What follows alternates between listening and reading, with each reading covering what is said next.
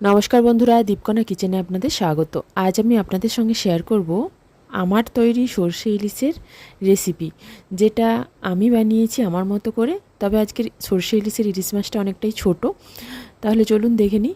প্রথমেই আমি সর্ষে নিয়েছি, যেটা আমার বাগানের সর্ষে, কালো সর্ষে, সাদা সর্ষে, কাজু বাদাম, কাঁচা লঙ্কা, লবণ মিশিয়ে একটা পেস্ট তৈরি করে নিয়েছি। তারপর তাতে সর্ষের তেল মিশিয়ে আবারও একবার ঘুরিয়ে নিয়েছি। এরপর ইলিশ মাছগুলো নুন মাখিয়ে রেখেছিলাম, সেগুলো একটা টিফিন কৌটোতে নিয়ে নিয়েছি। লেজ মুড়ো সবই নিয়ে নিয়েছি, যেহেতু ইলিশ মাছটা ছোটো ছিল। তাতে সর্ষের পেস্টটা অ্যাড করেছি। সর্ষের পেস্টটা একটু বেশি পরিমাণে দিয়েছি, কারণ গ্রেভিটা একটু বেশিই রাখবো। এরপর তাতে লবণ, হলুদ, কাঁচা লঙ্কা, টক দই ও সর্ষের তেল মিশিয়ে ভালো করে মিশিয়ে নেব বা ম্যারিনেট করে নেব, যাতে মাছের সঙ্গে মশলাটা ভালো করে মেশানো হয়ে যায়। এরপর এতে পরিমাণ মতো জল দেব। আপনারা যতটা গ্রেভি খাবেন সেই পরিমাণ জল দেবেন। জল দিয়ে ভালো করে মশলার সঙ্গে মিশিয়ে নেব ও ওপর থেকে সর্ষের তেল ছড়িয়ে ও ঢাকনা বন্ধ করে একটা কড়াইতে জল দেব।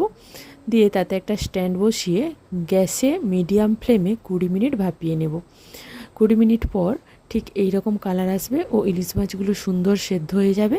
এটা আপনারা গরম ভাতে একবার চটজলদি এভাবে বানিয়ে পরিবেশন করবেন, খেতে দুর্দান্ত হয়, খুব তাড়াতাড়ি হয়ে যায়।